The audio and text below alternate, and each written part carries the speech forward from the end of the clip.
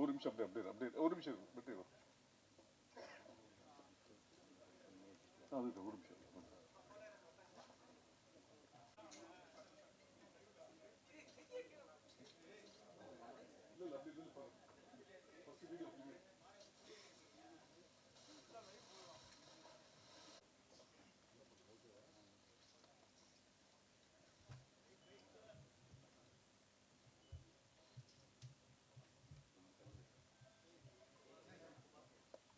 ஓகேம்மா.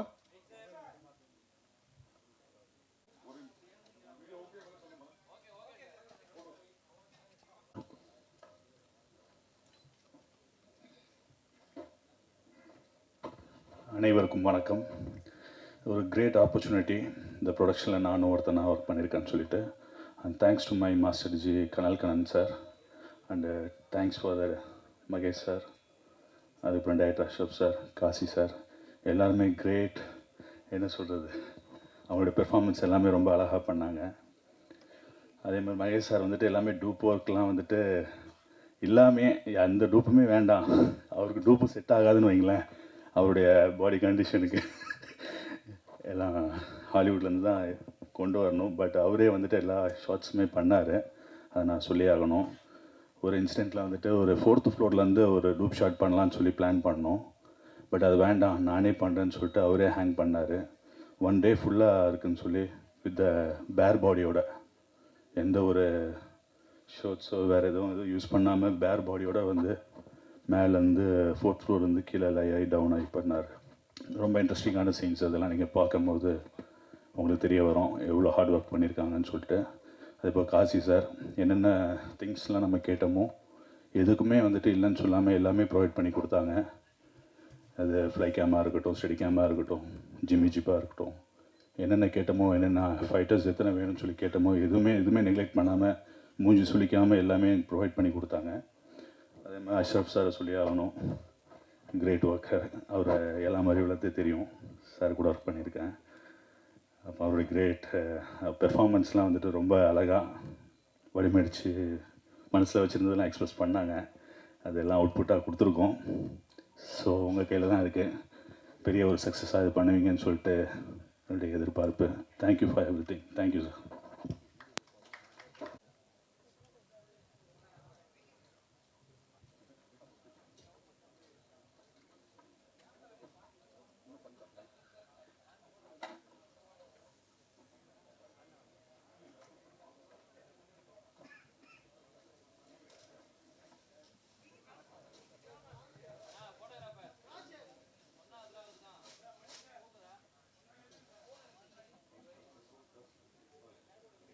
வணக்கம்.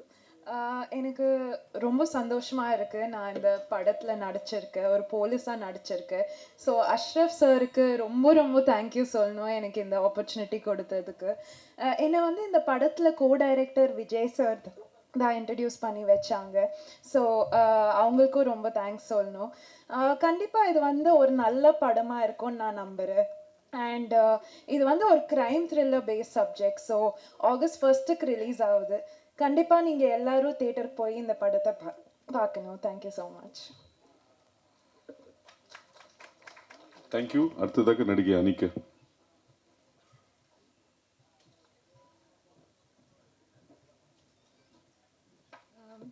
எல்லாருக்கும் வணக்கம்.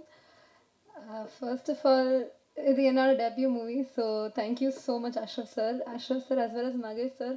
தேங்க்யூ ஸோ மச் இந்த ஆப்பர்ச்சுனிட்டி எனக்கு கொடுத்ததுக்காக. இந்த படத்தில் நான் தம்பிராம சாரோட பொண்ணாக நடிக்கிறேன். So I'm very excited. August 1 release ஆகுது. எல்லோரும் கண்டிப்பாக போய் பாருங்கள். தேங்க்யூ. பாடியிருக்கும் கரிஷ்மா அவர்கள் பேசி முடித்து விட்டு 2 லைன் பாடுவார்.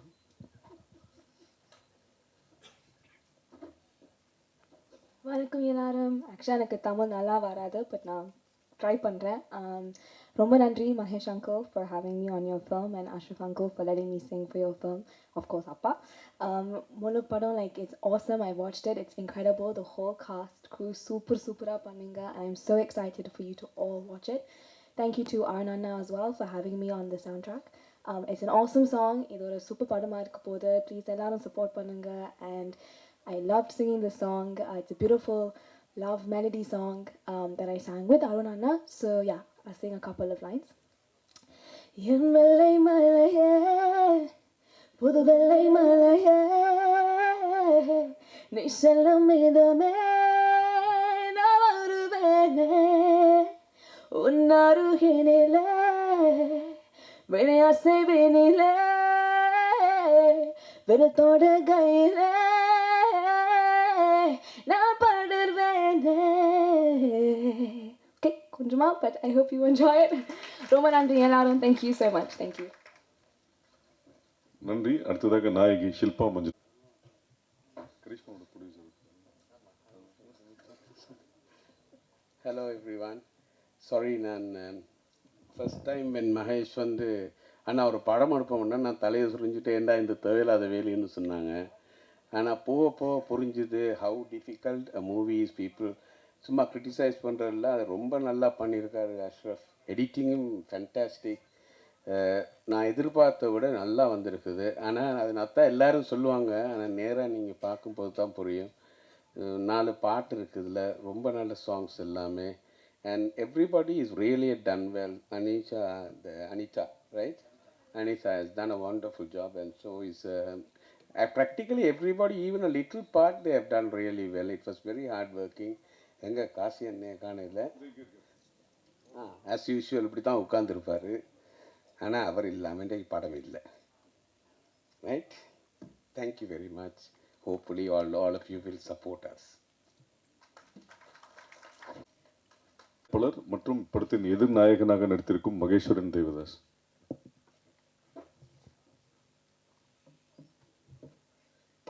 எல்லாருக்கும் வணக்கம்.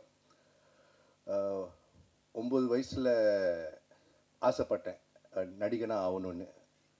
டீச்சர் கேட்டாங்க, யார் எல்லோரும் என்னவா ஆக போகிறீங்கன்னு. நான் நடிகனாக ஆகணும்னு சொன்னேன். டீச்சர் பக்கத்தில் வந்து உக்காந்துக்கிட்டாங்க. அந்த மாதிரிலாம் ஆசைப்படாதப்பா, நடக்காது, படி, என்ஜினியர் ஆயிரு அப்படின்னாங்க. சரி டீச்சர், அந்த ஆசையினியோட விட்டுறேன்னு விட்டுட்டேன். ஓகே, நான் வந்து பெரிய கமல்ஹாசனோட ஃபேன். வயசு 11 இருக்கும்போது அபூர்வ சகோதரர்கள் வெளியானுச்சு. அப்போ வந்து எல்லாம் அந்த கேசட்டில் தானே படம் வரும். அப்போ என்ன ஆகும்னா, பக்கத்து வீட்டில் கேசட் வரும், அடுத்த நாள் திருப்பி கொடுத்துடணும். அவங்க படத்தை பார்த்துட்டு கொடுப்பாங்க, நீங்கள் பார்த்துருங்கன்னு. பரீட்சை டைம் ப்ரொஜெக்ட் இருந்துச்சு. ஃப்ரெண்டு வீட்டில் ப்ரொஜெக்ட் செஞ்சுக்கிட்டு இருந்தேன். அம்மா அடிக்கிறாங்க, அங்கே ஃபோன் அடிக்கிறாங்க. அபூர்வ சகோதரர்கள் கேசட் வந்துருச்சு, படம் பார்க்க போறியான்ட்டு. நான் உடனே வரேன்னேன். ஆனால் ப்ரொஜெக்ட் செஞ்சுட்டு உட்காந்துருக்கேன். ஃப்ரெண்ட்ஸை சொன்னேன், நானே முடிச்சிட்றேன், நான் வீட்டுக்கு போகணும், ஒரு அர்ஜென்ட் மேட்டர் இருக்குது அப்படின்ட்டு போய் சொல்லிவிட்டு, அந்த அவ்வளோ பெரிய ஒரு ப்ரொஜெக்ட் காற்றுல பறந்துடும். அதில் ஜாமான்லாம் ஒட்டி வச்சுருக்கோம். அதை வந்து அனுமான் மலையை தூக்கிட்டு போன மாதிரி இப்படி தூக்கிக்கிட்டு வீட்டுக்கு ஓடுறேன் கமல்ஹாசன் படம் பார்க்குறதுக்கு. 11 வயசில் போய் அபூர்வ சகோதரர்கள் படத்தை பார்த்தேன். ஸோ டீச்சர் வேணான்னு சொன்னால் கூட எங்கேயோ அந்த ஆசை ஒட்டிக்கிச்சு. அங்கேருந்து கட் பண்ணால் படம் பார்க்குறது. அப்புறம் கல்யாணம் ஆகிடுச்சு, பிள்ளைங்க இருக்குது, 2 பிள்ளைங்க இருக்குது. இப்படியே போயிட்டு கோவிட் வந்துச்சு. கோவிட் வரும்போது எல்லோரும் நெட்ஃப்ளிக்ஸ், ப்ரைம், அமேசான் எல்லாம் பார்க்க ஆரம்பித்தோம். பார்த்துட்டே இருக்கும்போது எல்லோரும் எல்லா படமும் பார்க்க ஆரம்பிச்சிட்டாங்க. என்ன சிங்கப்பூரில் வந்து என்ன ஒரு ஸ்பெஷல்னால், அந்த டாப் 10 படம் போடுவாங்க. ஸோ சீனர்கள் பார்ப்பாங்க, மலாய்க்காரங்க பார்ப்பாங்க. ஆனால் தமிழ் படம் மட்டும் எப்பவுமே டாப் 1 டாப் 2ல் இருக்கும். எல்லாருக்குமே தமிழ் படம் பார்க்க ஆசை. என்ன கொரியன்ஸ் படம் பார்ப்பாங்க, தமிழ் படம் ரொம்ப பார்ப்பாங்க. ஜப்பனீஸ் ரொம்ப தமிழ் படம் பார்ப்பாங்க. ஸோ எனக்கு தெரிஞ்சு போச்சு, மார்க்கெட் திறந்து போச்சுன்ட்டு. அப்புறம் பார்த்தேன், சிங்கப்பூரில் வந்து நான் தான் வந்து சிங்கப்பூரில் 46 வயசில் வந்து oldest physique body building champion. 39 வயசில் ஆரம்பித்தேன். ஸோ ஒரு 46 வயசு வரைக்கும் ட்ரைனிங் பண்ணி நேஷ்னல் டைட்டில் தூக்குனேன். அப்புறம் யோசிச்சுட்டு இருந்தேன், அடுத்தது இந்த உடம்பை எங்கே போய் என்ன ஸ்டேஜில் வைக்கலான்ட்டுன்னு. சரி, எனக்கு வில்லன்னா ரொம்ப ஆசை. ஏன்னா ஒரு படத்துக்கு வந்து வில்லன் தான் வந்து எனக்கு டச் பாயிண்ட். வந்து ஒரு ஒரு முதுகு எலும்பு போல். ஏன்னா நான் வந்து பேட்மேன் படம் ரொம்ப ஆசை. பேட்மேன் படம் ரொம்ப ஆசை. ஏன்னா வில்லன்களுக்காக ஜோக்கர், ரீட்லர், பெங்குவின், வில்லன் தான் ஒரு படத்துக்கு வந்து கொண்டு போக முடியும். ரைட், இன்றைக்கி வரைக்கும் நான் கில்லி வந்து திருப்பி பார்ப்பேன். எனக்கு விஜய் சார் ரொம்ப பிடிக்கும். ஆனால் அந்த படத்தை திருப்பி பார்க்குறது பிரகாஷ் சார் இருக்காங்க. ரைட், எனக்கு வந்து துப்பாக்கி படம் ரொம்ப பிடிக்கும். ஏன்னா அந்த ஹிந்தி வில்லனுக்காக. ரைட், இப்போ தனி ஒருவன் படம் திருப்பி திருப்பி பார்க்குறது வந்து அரவிந்த் சாமி சார்க்காக தான். ஸோ எனக்கு வந்து வில்லன் ஸ்ட்ராங்காக இருந்தால் படம் நிற்கும்னு எனக்கு தெரியும். ஸோ அதனால் நான் வந்து ரொம்ப கிளியர், வில்லனுக்காக தான் நான் உள்ளே வரேன் அப்படின்னு நான் வந்து. ஆனால் எனக்கு இங்கே வர்றதுக்கு வழி தெரியாது.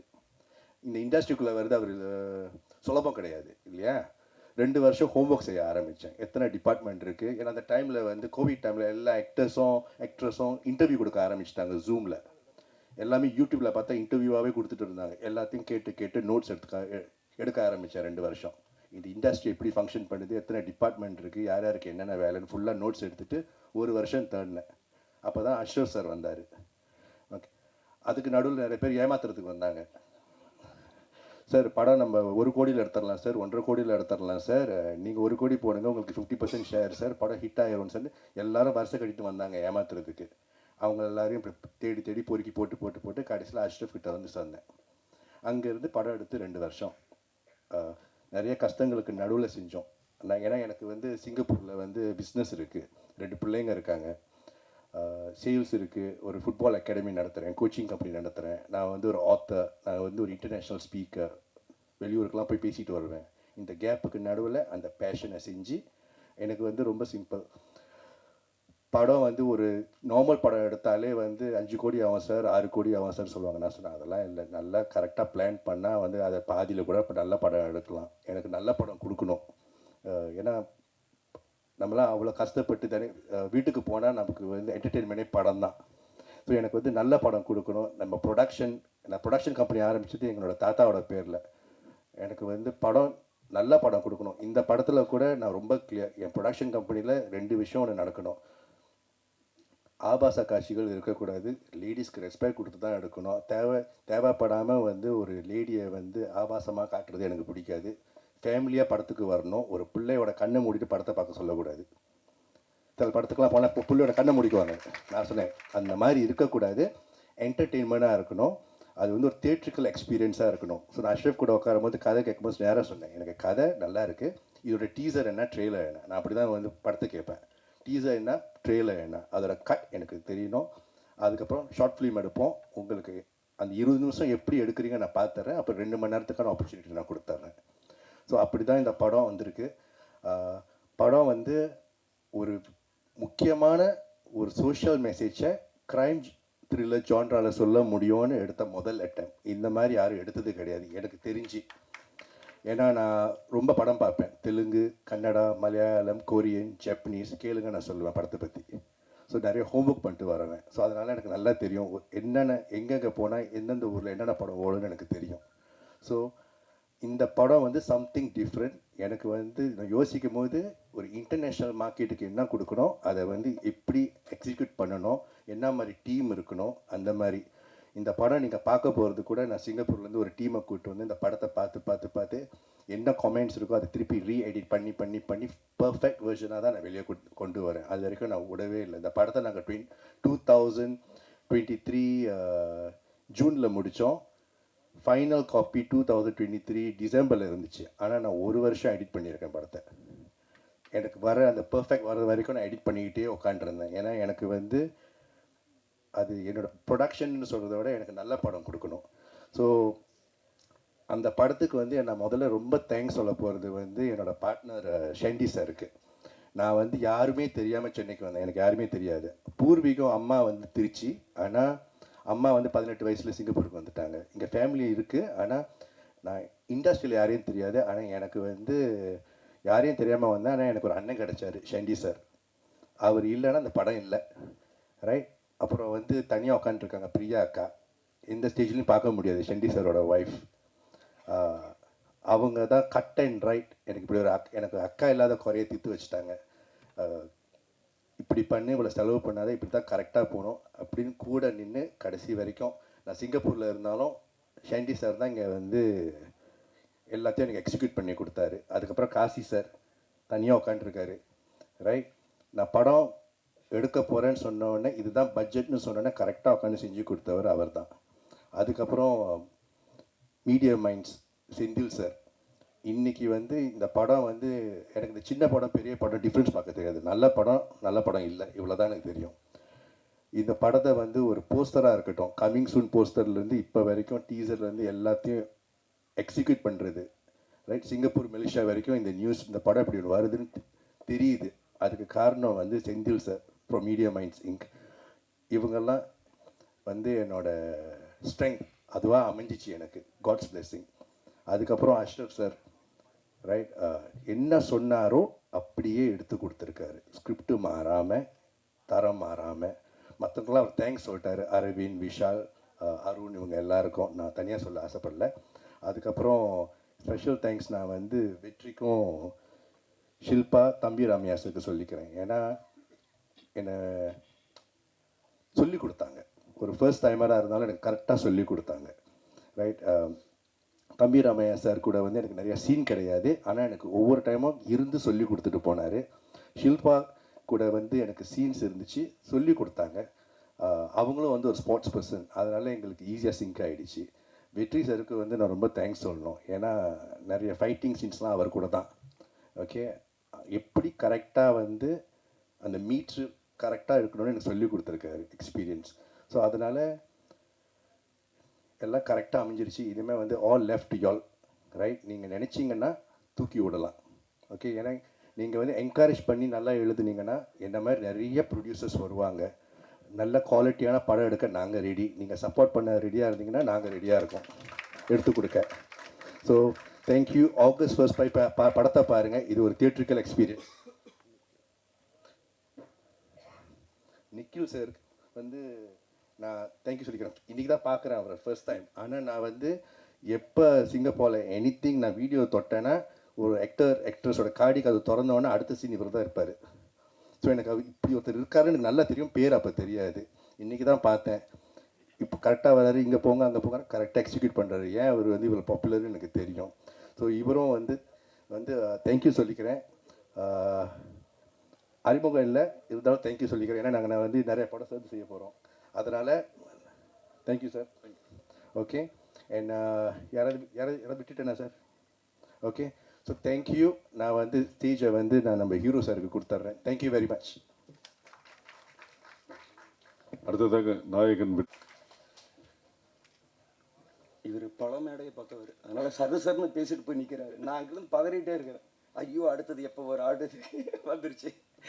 ஓகே, என்னோட பேர் வந்து அனீஷ் அஷ்ரஃப். ஆனால் இயக்குனர் ஏஆர் முருகதாஸ் சார்ட்ட மற்றும் வந்து முகவரி படம் பிஜத் துரை சார்ட்ட வந்துட்டு உதவி இயக்குனராக ஒர்க் பண்ணியிருக்கிறேன். இது என்னுடைய செகண்ட் மூவின்னு சொல்லலாம். தமிழில் இது ஃபஸ்ட் மூவி. இயக்குனர் மிஸ்கின் சாருடைய ராட்சசி பிசாசு படத்தை கன்னடத்தில் வந்து ராட்சசின்னு நான் வந்து ரீமேக் பண்ணியிருந்தேன். பட் இது கன்னடத்தில், இங்கே வந்து தமிழில் வந்துட்டு இதுதான் என்னுடைய முதல் படம். ஸோ அதை தான் என்னுடைய முதல் பக்கம், சென்னை ஃபைல்ஸ் முதல் பக்கம், எனக்கு முதல் பக்கம். என்னுடைய தயாரிப்பாளர் மகேஸ்வரன் தேவதாஸ் அவருக்கும் வந்துட்டு இது முதல் பக்கம்தான். நான் வந்து நம்மளுடைய இயக்குனர் சங்கத்தினுடைய ஒரு உறுப்பினராக இருக்கிறதுனால இங்கே என்ன படம் மோஸ்ட்லி இங்கே ஏதாவது வந்து ப்ரெஸ் மீட்டில் வந்து ஷோ போட்டாலோ எது போட்டாலோ மோஸ்ட்லி இங்கே நான் வந்திருக்கிறேன். வந்து அந்த இடத்துல உட்காருவேன். அங்கேருந்து பார்க்கும்போது இங்கே ஒரு 10 பேர் தான் தெரிவாங்க, அப்போ ஈஸியாக தெரியும். ஆனால் இங்கேருந்து பார்க்கும்போது 100 பேர் தெரியுறாங்க. ஓ, ஒவ்வொருத்தரும் பேசும்போது தயங்கிட்டு இருந்தது, பயந்துட்டு இருந்தது இதுதானாங்கிறது இப்போ தெரியுது. இது ஒரு முக்கியமான மேடை. இந்த மேடைக்கு வந்து ஆசைப்படாத உதவி இயக்குனர்கள் யாருமே இருக்க முடியாது. அந்த மேடை கிடைக்கும் பொழுது அதனுடைய சந்தோஷம் வேற ஒன்று அப்படிங்கிறத நான் இந்த நேரத்தில் இந்த நிமிஷத்தில் உணர்ந்து சொல்கிறேன். இங்கே உதவி இயக்குனர்களாகவும் இணை இயக்குனர்களாகவும் இருந்து படம் பண்ணணும்னு ஆசைப்படுற எல்லாருக்குமே இந்த வாய்ப்பு வந்து சீக்கிரம் அமையணும்னு இறைவனை வேண்டிக்கிறேன். அப்புறம் இந்த ப்ராஜெக்ட் எப்படி உருவாச்சுங்கிறதுக்காக ஒரு குட்டி கதை சொல்லி தான் ஆகணும். இந்த மேடை வந்துட்டு ஒரு இயக்குனருக்கான கொஞ்சம் அதிகப்படியான ஒரு டைம் எடுத்துக்கலாம்னு நினைக்கிறேன். எடுத்துக்கலாம், ஓகே. ஏன்னா ஐயோ ரொம்ப பேசி கொண்டாண்டா நான் இருக்கக்கூடாதுல்ல. ஆக்சுவலி எனக்கு சிங்கப்பூரில் ஒரு நண்பர் மூலியமாக வந்துட்டு நம்ம மகேஸ்வரன் தேவதாஸ் தயாரிப்பாளர் வந்து ஃபோனில் பேசக்கூடிய ஒரு வாய்ப்பு கிடைச்சிது. ஸோ ஃபோனில் தான் அவங்க பேசிகிட்டு இருக்கிறோம். அவர் வந்து எனக்கு சினிமாவில் உள்ளே என்ட்ராகணுன்னு நல்ல ஆசையாக இருக்குது. ஸோ ஒரு தயாரிப்பாளராக நான் உள்ளே வர போகிறேன், உங்களை பற்றி கேள்விப்பட்டேன், நீங்கள் இயக்குனர் முருகதாஸ் சாரோட உதவி இயக்குனர்னு. அப்படின்னா ஓகே, ஒரு தயாரிப்பாளர் கிடச்சிட்டாரு, இதுக்காக தான் இவ்வளோ நாள் போராடணும் அப்படின்னா. அடுத்த ஒரு வார்த்தை சொல்கிறார், அதில் நான் ஒரு கேரக்டர் நடிக்கணும் அப்படின்னாரு. ஐயோ போச்சுடா, இந்த சிங்கப்பூர்லேருந்து ப்ரொடியூசர் வர்றாங்க, உடனே நடிக்கணும்னு வேறு சொல்கிறாரு அப்படின்ட்டு எனக்கு ஒரு பயம் இருந்தது. சார் உங்களோட ஃபோட்டோஸ் எல்லாம் கொஞ்சம் என்னோடய வாட்ஸ்அப்புக்கு அனுப்புறீங்களா அப்படின்னா. ஓகே அனுப்புகிறேன் அப்படின்னாரு. கொஞ்ச நேரத்தில் டக் டக் டக் டக் டக்னு வருது. ஃபோட்டோஸ் ஓப்பன் பண்ணி பார்த்தானா, பாடி பில்டு, அவருடைய உடம்பு இதெல்லாம் பார்த்தோன்னா வேறு லெவலில் இருந்தது. செம்மையாக இருக்காரு. ஒருவேளை இவர் ஹீரோ நடிக்கணும்னு சொல்லுவாரோ. சரி எதுக்கும் பேசி பார்ப்போம். மறுபடியும் பேசினேன். நான் கேட்குறதுக்கு முன்னாடி அவர், அஷ்ரஃப் என்னோடய ஃபோட்டோ பார்த்தீங்களா அப்படின்னாரு. பார்த்தேன் சார். நான் வில்லனாக நடிக்கணும் அப்படின்னா. அப்பா, இதுதான் நானும் ஆசைப்பட்டேன். உங்களை வில்லனாக தான் நடிக்க வைக்கணுங்கிறத வந்து உங்கள் ஃபோட்டோ பார்த்தோன்னே நீங்கள் தயாரிப்பார இல்லைன்னா கூட நான் உங்களை கூப்பிட்டுருப்பேன். அப்படி ஒரு பாடியோட, அப்படி ஒரு ஃபிசிக்ஸோட இருந்த அவரை வந்து தமிழில் வந்துட்டு நம்ம வில்லனை வந்து அறிமுகப்படுத்துவோம். ஏன்னா ரொம்ப நாள் ஆயிடுச்சு, ரொம்ப வருஷங்கள் ஆயிடுச்சு. சரத்குமார் ஒரு தடவை வந்து இந்த புலன் விசாரணை டைமில் வந்து அப்படி சட்டை கழட்டி நிற்பார். அப்போ வந்து எல்லாருமே அதை பற்றி பேசினாங்க. சரத்குமார் வந்து என்ன பாடியில் ஒருத்தர் வந்தாருன்னு. அதுக்கப்புறம் வந்து எனக்கு லாங் டைம் ஆகிடுச்சு அப்படி ஒரு வில்லன் என்றால அப்படின்னு நான் நினைக்கிறேன். சில இடத்துல வந்திருக்கலாம், இருந்தாலும் கூட அவங்க கொஞ்சம் குறைவாக இருக்குது. அதை வந்துட்டு அவர் கண்டிப்பாக பூர்த்தி பண்ணுவார். இந்த படத்தை பார்த்ததுக்கப்புறம் அவருக்கு நிறைய வாய்ப்புகள் வரும் அப்படிங்கிறத நான் அவர்கிட்ட சொல்லியிருக்கிறேன். எதுக்கும் அவர் வந்து சைடில் வந்துட்டு நம்ம இயக்குனராக இருந்தாலும் அவருக்கு ஒரு மேனேஜரை வந்து ஒரு அக்ரிமெண்ட் போட்டுடலாமான்னு நினைக்கிறேன். ஸோ அப்படி தான் வந்துட்டு இது. அப்போது அவருக்கும் எனக்குமான ஒரு சின்ன டீல் என்னன்னா, இவர் நடிப்பாரா, உடம்பு நல்லா இருக்குது, சூப்பராக இருக்கார், பட் நடிப்பாரா அப்படிங்கிற ஒரு டவுட்டு. அப்போ நான் என்ன பண்ணேன், சார் நம்ம ஃபஸ்ட்டு ஒரு ஷார்ட் ஃபிலிம் பண்ணலாமே அப்படின்னேன். உடனே அவர் ஓகே பண்ணலாமே அப்படின்னாரு. சரி ஓகே, ஷார்ட் ஃபிலிம் டைமில் தான் நாங்கள் ஃபஸ்ட்டு வந்து நான் அவரை மீட் பண்ணுறேன். ஷார்ட் ஃபிலிமில் நான் என்ன பண்ணிட்டேன்னா, நான் நல்லா லென்த்தாக டயலாக் நிறைய எழுதி இவரை வந்து இது பண்ணணும். ஆனால் எனக்கு ஒரு சேலஞ்சு, ஷார்ட் ஃபிலிம் பண்ணும்போது ஷார்ட் ஃபிலிமில் வில்லனாக நடிக்கணும். வில்லனுக்கு ஒரு ஷார்ட் ஃபிலிம், ஹீரோக்கு ஷார்ட் ஃபிலிமு. இல்லைன்னா நம்ம ஒரு யூஸ்வலாக வந்து ஒரு ஏதோ ஒரு ஸ்கிரிப்ட் வந்து ஒரு லைன் சின்னதாக வச்சுருப்போம், பண்ணலாம். பட் இவருக்காகவே நான் ஒன்று பண்ணுறேன். அதில் வில்லன் வித்து ஒரு மறைமுகமான ஒரு ஹீரோ வந்தார். ஒரு எக்ஸ்பீரியன்ஸ்டான ஒரு ஆக்டர் எப்படி நடிப்பா அப்படியோ, ஒன் டே ஷூட்டில் அது அவர் நடித்தார். அங்கே நான் முடிவு பண்ணிட்டேன், இவர் தான் என் படத்தினுடைய வில்லன் அப்படின்னு. பட் லேட்டராக தான் எனக்கு ஒன்று தெரிஞ்சுது, அவர் ஷார்ட் ஃபிலிம் வந்து என்னை வச்சு எடுத்தார்ல, அவர் மைண்டுக்குள்ளார இவன் கரெக்டாக டைரக்ஷன் பண்ணுறானான்னு பார்ப்போம். அப்போ இவன் நான் டைரக்டராக போடலான்னு டெஸ்ட் நான் அவருக்கு வச்சுருக்கிறதா நினச்சா, டெஸ்ட் அவர் எனக்கு வச்சுருக்காரு. அதுக்கப்புறம் தான் அவர் சொல்கிறார், அஷ்ரஃப் உங்கள் ஷார்ட் ஃபிலிமை பார்த்தேன், ரொம்ப பிரமாதமாக இருக்குது, சரி படம் பண்ணலாம், ஃப்யூச்சர் ஃபில்மை வந்து பண்ணலாம், இப்போ ஏதாவது ஸ்கிரிப்ட் இருந்தால் சொல்லுங்கன்னா. அந்த டைமில் தான் வந்துட்டு இந்த கதை அவர்கிட்ட சொல்ல வேண்டிய ஒரு இதில் வந்து ஃபுல் ஸ்கிரிப்டை நான் சொன்னேன். அவர் கேட்டார், அவருக்கு வந்து பவுண்டேடு கொடுத்தேன், வாங்கிட்டு போய் படிச்சுட்டு இம்மீடியட்டாக ஸ்டார்ட் பண்ணலாம், இதுக்கு லேட்டே ஆக வேணாம் அப்படின்னு சொல்லி இந்த படத்தை வந்துட்டு அந்த எப்போ நான் கதை சொல்லி முடித்தனோ, எப்போ அவர் பவுண்டேடு வாங்கி படித்தாரோ, இம்மீடியட்டாக வந்து நான் ஒரு இயக்குனர் ஆகக்கூடிய அங்கீகாரத்தை கொடுத்துருக்காரு. அது என் வாழ்நாளில் மறக்கவே முடியாது. ரொம்ப ரொம்ப ரொம்ப தேங்க்ஸ் மகேஸ்வரன் தேவதாஸ் சார். நான் ஏன் அவரோட நேம் வந்து திரும்ப திரும்ப உச்சரிக்கிறேன்னா, அவர் தயாரிப்பாளர் மாதிரியே நடந்துக்க மாட்டார், ஒரு நட்பாக நண்பன் மாதிரி தான் நடந்துக்குவார். அவர் வந்து ரெண்டாவது ஒரு விஷயத்த சொன்னார், இந்த நிமிஷத்திலிருந்து நான் வந்து உங்களுடைய படத்தினுடைய தயாரிப்பாளர் அல்ல, நான் ஒரு ஆக்டர். நீங்கள் எந்த ஒரு விஷயமா இருந்தாலும் ஆக்டிங்கை பற்றி மட்டும்தான் என்கிட்ட பேசணும். இந்த படத்தினுடைய ஒரு தயாரிப்பாளர் மாதிரி நீங்கள் பேசணும், அவங்கள்ட்ட ஷேர் பண்ணணும்னா அது வந்து ஷாண்டி ரவிச்சந்திரன் சார்கிட்ட தான் பேசணும் அப்படின்னாரு. ஸோ அவர் உள்ள இந்த படத்துக்குள்ளார வந்தார். அவர் வந்து கிளியர் கட் ஒன்று சொன்னார், அஷ்ரஃப் இந்த படத்தில் உங்களுக்கு என்ன வேணும், இந்த கதை இந்த பவுண்டட் ஸ்கிரிப்டில் நீங்கள் எழுதப்பட்ட அத்தனை விஷயமும் உங்களுக்கு வரும், ஆனால் நீங்கள் சொன்ன டைமுக்குள்ளார இந்த படத்தை முடிக்கணும், அது மட்டும்தான் உங்களுக்கான டாஸ்க் அப்படின்னாரு. ஓகே சார் அப்படின்னா. அப்புறம் அதுக்கு கீழே வந்து நம்ம மேனேஜர் காசி சார் வந்துட்டு நிறைய எக்ஸ்பீரியன்ஸோட நிறைய படத்தை வந்துட்டு ஒர்க் பண்ணிட்டு வந்தவர். அவருக்கு வந்து தெரியும் நம்ம என்ன சொன்னாலும் எத்தனை நிமிஷத்தில் எத்தனை நேரத்தில் அந்த பொருள் இங்கே வரும் அப்படிங்கிறது வந்து அவருக்கு நல்லாவே தெரியும். அதனால் வந்துட்டு ஷூட்டிங்கில் எந்த ஒரு குழப்பம் இல்லாமல் ஒரு செட்டப் அரேஞ்ச்மெண்ட் எனக்கு பண்ணி கொடுக்கறதுனால நான் அவங்கள்ட்ட சொன்னேன், இந்த படம் இத்தனை நாளில் முடிக்கிறேன் அப்படின்னா அதே நாளில் முடித்தேன்.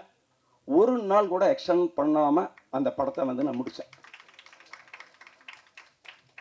அதில் வந்து எனக்கு இன்னொரு சேலஞ்சுங்க இருந்தது. ஏன்னா நான் வந்து பெரிய இயக்குனர் முருகதாஸ் சார்கிட்ட இருந்து ஒர்க் பண்ணிட்டு வந்ததுனால பெரிய செட்டப்பில் பெரிய இடத்துல எல்லாம் ஒர்க் பண்ணிட்டு வந்திருக்கிறேன். இது வந்து பட்ஜெட்டாக சின்னதுன்னு நம்ம சொல்ல முடியாது. ஏன்னா இந்த கதைக்கு என்ன தேவையோ அந்த கதைக்கானது வந்து கொடுத்துட்டாங்க. பட்டு அங்கேருந்து நம்ம ஒர்க் பண்ணிட்டு வரும்போது அந்த ஸ்டைல் வேறு, பட்டு இங்கே வரும்போது நம்மளோட ஸ்டைலை மாற்றிக்கணும். இந்த படத்தை ஸ்க்ரீனில் பார்க்கும்போது பெரிய படமாக இருக்கணும், அதில் எந்த மாற்றமும் இருக்கக்கூடாதுன்னு நாங்கள் முடிவு பண்ணேன். இந்த ட்ரெய்லர் கூட உங்களுக்கு அப்படிப்பட்ட ஒரு ஃபீல் கொடுத்துருக்குன்னு நான் நினைக்கிறேன். இது ஒரு பெரிய படமான ஒரு ஃபீலை கொடுத்துருக்கிற அளவுக்கு நான் எடுத்திருக்கிறேன். இந்த படத்தை வந்து இன்னும் வெளியில் இருக்கக்கூடிய நபர்கள் யாரும் பார்க்கல, எங்களுடைய டீம் மட்டும் பார்த்தாங்க. அந்த டீமில் இருக்கிற எல்லாருமே வந்து அப்ரிஷியேட் பண்ணாங்க. எனக்கு என்னுடைய டீம் அப்ரிஷியேட் பண்ணுறதுங்கிறத விட பப்ளிக்காக என்னுடைய இயக்குனர் சங்கத்தை சார்ந்த என்னுடைய நண்பர்கள் இயக்குனர்கள் வெளியில் பப்ளிக் எல்லாருமே வந்துட்டு பாராட்டினா தான் என்னுடைய முதல் பக்கத்துக்கு அப்புறம் அடுத்த பக்கமும் ஓப்பன் ஆகும். ஸோ இந்த முதல் பக்கங்கிறது எனக்காக வச்ச பேரல்ல, சென்னை ஃபைல்ஸ் முதல் பக்கங்கிறது ஒரு கேஸ் ஃபைலை வந்து ஓப்பன் பண்ணக்கூடிய ஒரு விஷயம் இந்த கதையில் இருக்குது. அது வந்து எனக்கும் அது பொருந்துற மாதிரியான ஒரு விஷயமா இருந்தது. தயாரிப்பாளர் அவரும் சொன்னார், இல்லை இது ரொம்ப நல்லா இருக்குது, எல்லாத்துக்குமான ஒரு விஷயமா இருக்குன்னாரு. சரி ஓகே அப்படின்னு சொல்லி இதை நாங்கள் ஃபிக்ஸ் பண்ணோம். அப்புறம் முருகதாஸ் சார்ட்டிருந்து ஒரு விஷயத்தை வந்துட்டு நான் கற்றுக்கிட்ட வெளியில் வந்த விஷயம் என்னென்னா, அவர் ஒரு கதை முதல்ல வந்து டிஸ்கஷனில் பேசும்போது முதல்ல ஒரு சோஷியல் மெசேஜை வந்து முதல்ல எடுத்துக்குவார். இந்த சோஷியல் மெசேஜ் நம்ம வந்து முதல்ல எல்லா இடத்துக்கும் ரீச் பண்ணணும். இதுக்கு தான் கதை பண்ணணும். கதையை பண்ணிக்கிட்டு வந்துட்டு என்ன மெசேஜ் சொல்லலாம்னு தேடுறது கிடையாது. முதல்ல ஒரு மெசேஜ் அவர் எடுத்துக்குவார். அந்த மெசேஜை சுற்றி தான் சீன், அதை சுற்றி தான் வந்து திரைக்கதை எல்லாமே பண்ணுவார். ஸோ நான் கூட வந்துட்டு க்ரைம் த்ரில்லருங்கிறது நிறைய வந்துக்கிட்டு இருக்குது, நிறைய வந்துட்டு இருக்குது. சமீபத்தில் கூட வந்துட்டு ஒரு படமெல்லாம் பெரிய ஹிட் ஆகிடுச்சு. ஸோ வந்து ஒரு சேஃப் ஜோன் சொல்லலாம். பேய் படமும் த்ரில்லர் கதை இதெல்லாம் வந்துட்டு எப்போவுமே ஒரு சேஃப் ஜோன். அப்படி ஒரு சேஃப் ஜோனாக இது இருந்தால் கூட நான் அவர்கிட்டருந்து வெளியில் வரும்போது நம்ம படத்துலேயே ஒரு சோஷியல் மெசேஜான ஒரு விஷயத்த சொல்லணும் அப்படிங்கிறதுல ரொம்ப ஸ்ட்ராங்காக இருந்தேன். அப்படி ஒரு சோஷியல் மெசேஜ் இந்த படத்தில் சொல்லப்பட்டிருக்குது. அதை வந்து நீங்கள் ஸ்க்ரீனில் பார்த்ததுக்கப்புறம் தெரிஞ்சுக்கலாம். அதை நான் இப்போ நான் சொல்லலை. பட்டு ஒரு க்ரைம் படத்தில் இப்படி ஒரு விஷயம் சொல்ல முடியுமாங்கிற அந்தளவுக்கு வந்து நாங்கள் மெனக்கெட்டு ஒரு விஷயம் என்னுடைய டீம் உதவி இயக்குனர்களை வந்து எல்லாருமே வந்து இது பண்ணாங்க. இந்த படத்துக்கு வந்து ஆரம்பத்திலிருந்து எண்டு வரைக்கும் எனக்கு என்னுடைய டீமில் வந்துட்டு ரொம்ப சப்போர்ட்டிங்காக இருந்த என்னுடைய co director Vijay and Ganesh sir அவர்களுக்கெல்லாம் வந்து நான் நன்றி சொல்கிறேன். உதவி இயக்குனர்களுக்குன்னு சொல்லலைன்னா அவங்களுடைய ஒரு பிரச்சனை என்னென்னா, படம் முடிஞ்ச பூசணிக்காய் உடச்சிட்டு போனோடனே அதுக்கப்புறம் வந்து அவங்களோட காண்டாக்ட் வந்து நம்ம வச்சுக்க முடியல. ஏன்னா அவங்களும் வேறு வேறு படத்துக்கு போயிட்டாங்க. ஸோ அதனால் வந்துட்டு அவர்களுக்கு வந்துட்டு இந்த மேடையில் வந்து ஏன்னா அவங்க சூழ்நிலை அவங்களுக்கு வந்து நான் தேங்க்ஸ் பண்ணிக்கிறேன். இந்த படத்தை வந்துட்டு இப்போ அடுத்தது டெக்னீஷியனாக வந்து சொல்ல போனேன்னா, பொதுவாகவே வந்துட்டு ஒரு க்ரைம் பேஸ்டான ஒரு ஸ்கிரிப்ட் பண்ணனா அதில் வந்து கேமரா ஒர்க் வந்து ரொம்ப நல்லா இருக்கணும். கேமரா ஒர்க் அந்த டோன் வந்து கரெக்டாக இருந்தால் தான் அது கரெக்டாக போயிட்டு ரீச் ஆகும். ஸோ அந்த வகையில் வந்து பார்த்தோன்னா இந்த படத்தினுடைய டிஓபி வந்துட்டு அரவிந்த் சார் வந்து ரொம்ப நல்லா, நான் என்ன சொல்கிறேனோ அந்த சொல்கிற ஸ்பீட்லேயும் குவாலிட்டிலையும் அவர் கொடுத்தார்.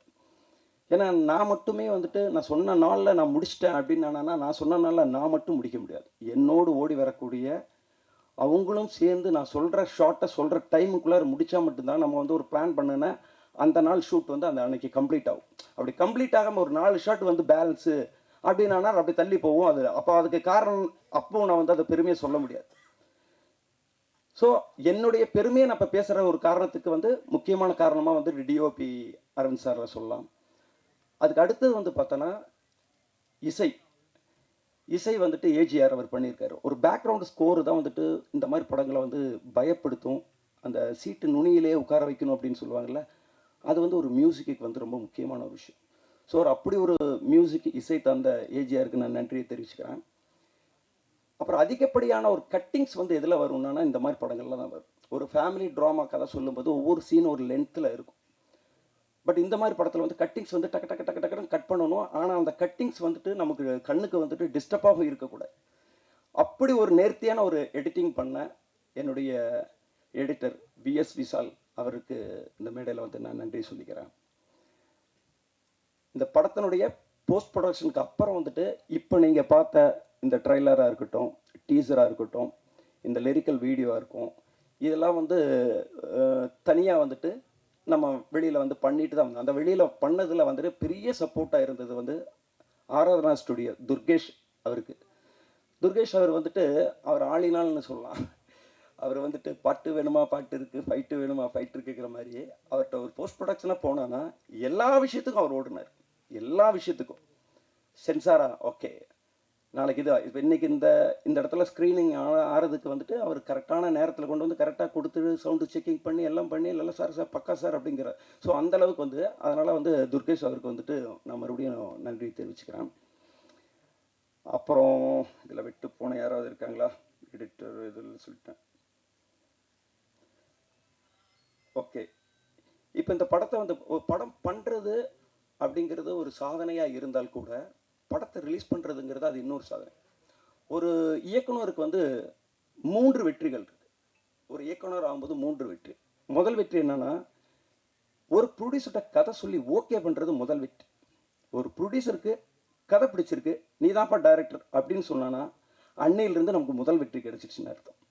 2வது வெற்றி, நம்ம அந்த ஷூட்டிங்கை முடித்து பூசணிக்காய் உடைக்கிறோம் பாருங்களேன், அப்பா எத்தனையோ வருஷ கனவு அதை வந்து மொத்தமாக எடுத்து உடச்சிட்டுண்டா, சக்ஸஸ் முடிஞ்சு போச்சு அப்படிங்கிறது 2வது வெற்றி.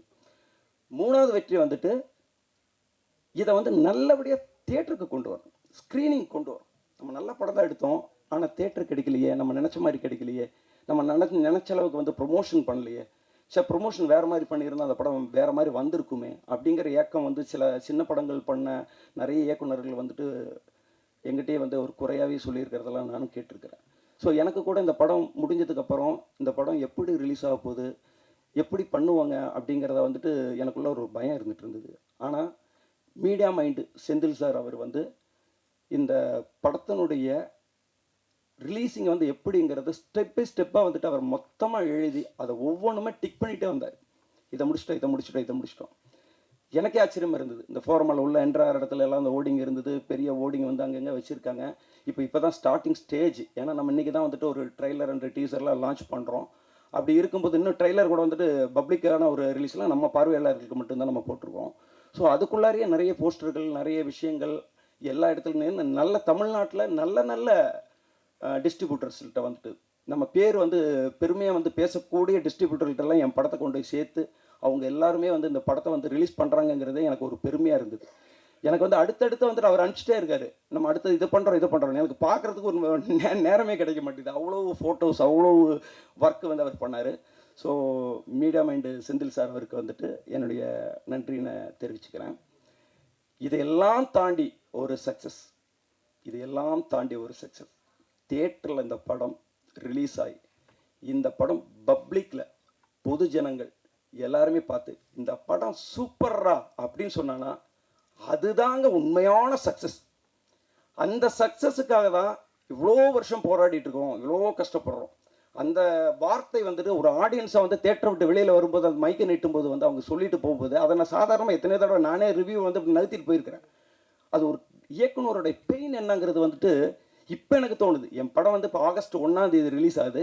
அந்த ஆகஸ்ட் 1ஆம் தேதி முதல் ஷோ பார்த்துட்டு வெளியில் வரும்போது அவங்க வந்து எப்படி சொல்லுவாங்க, அது சொல்லும்போது நம்மளோட ரியாக்ஷன் என்னவா இருக்கும் அப்படிங்கிறது எனக்கு இப்போவே வந்து ஆச்சரியமாக இருக்குது. ஸோ முடிந்த வரைக்கும் இந்த மீடியா பெரிய லெவலில் வந்து எனக்கு சப்போர்ட் பண்ணணும். காரணம், பெரிய படங்கள் வந்து பூஜை போட்ட அன்னைக்கே வந்துட்டு வைரலாக எல்லாருமே வந்து அது அவங்கவுங்களோட பேஜஸில் வந்து இன்ஸ்டாகிராமில், வாட்ஸ்அப்ஸில் எல்லாத்துலேயும் போட்டுருவாங்க பெரிய படம் பெரிய இயக்குனர்கள் பண்ணும்போது. ஆனால் சின்ன படம் வெளியில் எல்லாருக்குமே தெரியணும்னா உங்களுடைய மீடியா பத்திரிகையாளர்களுடைய ஒத்துழைப்பு இருந்தால் மட்டும்தான் அது எல்லாத்தையுமே போய் சேரும்.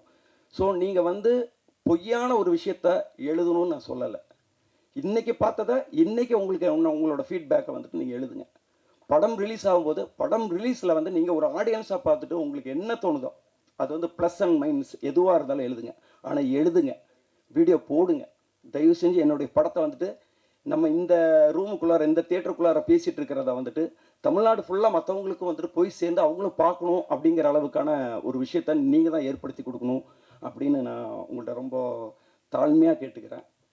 ஸோ நான் யாராவது விட்டுட்டேன்னா கரிஷ்மா வந்துட்டு இந்த பாட்டை வந்து இதில் வந்து ஒரு பாட்டை வந்து அவங்க பாடுனது மட்டும் இல்லாமல் அது ஒரு ஆல்பமாக வந்து அவங்க பண்ணி வச்சுருக்காங்க. ஸோ அதை சரியான நேரத்தில் வந்துட்டு இப்போ வெள்ளை மழை பாட்டு பார்த்ததா அதை அவங்க ஒரு ஆல்பமாகவும் பண்ணியிருக்காங்க. ஸோ கண்டிப்பாக வந்துட்டு அவங்களுக்கான தேங்க்ஸ் வந்து நான் சொல்லணும். அப்புறம் இதெல்லாம் சொல்லி முடிச்சுட்டு மெயினானது வந்து ஒரு லிஸ்ட்டை கொண்டு வந்து வைக்கிறார். ஏன்னா பாருங்கள், ஒரு பதட்டம் நான் சொன்னேன் ஆரம்பத்தில், அவருக்கு தெரியும் எது எது ஆர்டரில் பேசணும், எது எது ஆர்டரில் பேசக்கூடாது. நான் புது ஆள், நான் தப்பு பண்ணால் கூட என்னோடய ஹீரோயின் மன்னிச்சுக்குவாங்கன்னு எனக்கு தெரியும். அதனால் வந்துட்டு ஒருவேளை என் பேரே சொல்லலையே அப்படின்னு வந்து அப்படி நினைக்கக்கூடிய ஆள் கிடையாது. என்னுடைய ஹீரோ வெற்றி, என்னோடய ஹீரோயின் ஷில்பா. சரி, இருந்தாலும் அவங்களை பற்றி நான் சொல்லி தான் ஆகணும். இந்த படத்துக்கு ஏன் வெற்றியை சூஸ் பண்ணீங்க அப்படிங்கிற ஒரு கேள்வி வந்து நிறைய பேர் எனக்கு கேட்டிருக்காங்க. நான் உண்மையே சொல்கிறேன், இந்த கதை வந்துட்டு நான் ப்ரொடியூசர்கிட்ட சொல்லி முடித்த உடனே யார் ஹீரோவாக போடலாம் அப்படின்ட்டு ஒரு டிஸ்கஷன் வந்து நடக்கும்போது சாண்டி சாரும் வந்துட்டு என்கிட்ட கேட்டார் யார் ஹீரோவாக போடலான்னு. நான் வந்து வேறு சாய்ஸே சொல்ல, வெற்றி அப்படின்னு நான் சொன்னேன். இல்லை அவர் ஓகேவானு 100% ஓகே, எனக்கு இந்த கதைக்கு வந்துட்டு வெற்றி தான் வேணும். ஆனால் அவங்க அதை விட வந்துட்டு வேறு வேறு ஹீரோக்களை சொன்னாங்க. பட் நான் சொல்கிறேன் இல்லை வெற்றி தான் வேணும். இந்த கதையில் வந்துட்டு ஒரு மதுரையிலிருந்து வரக்கூடிய ஒரு க்ரைம் நாவல் ரைட்டருடைய ஒரு பையன் மதுரையிலிருந்து வந்தானா அவனுடைய அந்த லாங்குவேஜோட இருக்கணும்னா, அந்த லுக் வேணும்னா அது அவர்கிட்ட வந்து எனக்கு 100% கிடைக்கும்னு நம்புகிறேன். அதை விட இன்னொரு விஷயம் என்னென்னா, வில்லன் நம்ம ப்ரொடியூசர் மகேஸ்வரன் தேவதாஸ் சார் வந்து அவரோட பாடிக்கு எதிரில் ஒரு நிற்கும்போது அந்த கட்ஸ் அடிக்கிறதுக்கான ஒரு பவர் வந்துட்டு லுக் வைஸ்லாம் எனக்கு கண்டிப்பாக தேவை. அதை விட வந்து கொஞ்சம் வேறு யாராவது போட்டானா அது கொஞ்சம் ஃபேக் மாதிரி ஆகிடும். ஸோ அப்படி சொன்னேன். உடனே அவங்க வந்து ஓகே, ஒரு இயக்குனராக நீங்கள் எந்த ஹீரோவை சொல்கிறீங்களோ உடனே நம்ம வந்து அது ஓகே பண்ணிடலான்னு இமீடியட்டாகிட்டு போனேன். அவருடைய பெரிய ப்ளஸ் என்னென்னா, வெற்றி சாரோடது கதை சொல்ல போனான்னா ஒரு 20 நிமிஷத்தில் லைன் சொல்லிடுறீங்களா, ஒரு 15 நிமிஷத்தில் அது கிடையாது, ஃபுல்லாக சொல்லுங்கள் சார், நான் ஃபுல்லாக உட்காந்து கேட்குறேன் அப்படின்ட்டு ஃபுல் கதையை வந்து நம்ம சொல்லும்போது மொபைலை வந்து சைலண்ட் போட்டு திருப்பி வச்சுட்டு மொத்த கதையும் கேட்டார். அந்த கதையை கேட்டது மட்டும் இல்லாமல் மறுபடியும் எங்கிட்ட பவுண்டட் ஸ்கிரிப்டும் எங்கிட்ட இருந்து வாங்கி அந்த கொடுத்ததுலேருந்து 3 நாளில் படித்து முடிச்சிட்டாரு. படித்து முடிச்சு மறுபடியும் எங்கிட்ட கால் பண்ணி சொல்கிறார், சார் படித்தேன் சார், நீங்கள் கதை சொன்னதில் விட சிலதை விட்டு போனதெல்லாம் வந்துட்டு இதெல்லாம் பார்க்கும்போது தெரியுது, ரொம்ப நல்லா இருக்குது, எனக்கு சின்னதாக ஒரு அபிப்பிராயமாக இது மட்டும் தோணுது அது மட்டும் தோணுதுன்னு சின்ன சின்ன விஷயங்கள் சொன்னாங்க. அது சிலதை வந்து மாற்றிருக்கேன், சிலதை வந்து இல்லை சார் அது அப்படி தான் வேணும் அப்படின்ட்டு ஒரு இது பண்ணேன். அப்புறம் அதேமாதிரி வந்து ஷில்பா மஞ்சுநாத் அவர்கிட்ட வந்து நான் கதை சொல்கிற நேரத்தில் அவங்க டெல்லியில் இருந்தாங்க. பட் அவங்க கதை வந்துட்டு ஃபோனில் கேட்டுட்டு நான் வந்து இத்தனாம் தேதி இங்கே வருவேன், வந்தது வந்துட்டு நம்ம மீட் பண்ணுவோம் அப்படின்னாங்க. சரி ஓகேண்ணே. அப்புறம் நான் அவங்கள்ட்ட வந்து சொன்னேன், ஃபுல் கதை வந்து நான் மொபைலில் தான் சொல்ல வேண்டிய ஒரு சுச்சுவேஷன் இருந்தது. அவங்க வேறு ஏதோ டூருக்காக போயிருந்தாங்க. அவங்க ஒரு பாயிண்ட் சொன்னாங்க, நான் ஒரு படத்தை வந்துட்டு சூஸ் பண்ணும்போது 2 விஷயத்துக்காக தான் சூஸ் பண்ணுவேன். ஒன்று, என் கேரக்டர் இந்த படத்தில் பவர்ஃபுல்லாக இருக்கா, இல்லை இந்த படம் சூப்பராக இருக்கா. ஒரு சூப்பர் படத்தில் நான் நடிக்கிறதுக்கும் நான் தயார், இல்லைன்னா என் கேரக்டர் ரொம்ப பவர்ஃபுல்லாக இருந்தாலும் நடிக்க தயார். அப்படி இருக்கும்போது இதில் 2மே இருக்குது, நான் பண்ணுறேன் அப்படின்னாங்க. ஸோ அப்படி தான் வந்து அவங்க நம்ம படத்துக்குள்ளார வந்து ஒரு ரிப்போர்ட்டர் கேரக்டராக தான் வந்திருக்காங்க. உங்களுடைய ஒரு கேரக்டரில் தான் அவங்க இருக்கிறாங்க, ரிப்போர்ட்டரை. நான் வந்து இப்போ பார்க்குற ஷில்பா மஞ்சுநாத்தை வந்து நாங்கள் ஷூட்டிங்கில் பார்க்கல, திடீர்னு வரும்போது ரியலாகவே ரிப்போர்ட்டர் வந்து ஏதோ நம்ம படத்துக்கு வந்துட்டு பேட்டி எடுக்க தான் வந்திருக்காங்கிற மாதிரி அவ்வளோ அந்த லுக்கை மெயின்டைன் பண்ணி அவங்கள வந்து அப்படி ஒரு காஸ்டியூம்ஸ் விஷயம் எல்லாம் அவங்களுக்கு மெயின்டைன் பண்ணி கொடுத்தா கூட அவங்க வந்து நிற்கும்போது வந்து ஒரு ரிப்போர்ட்டர் மாதிரி வந்து நின்னாங்க. ரொம்ப நன்றி. அப்புறம் சரி, வேறு யார் சார் விட்டுருக்கேன்?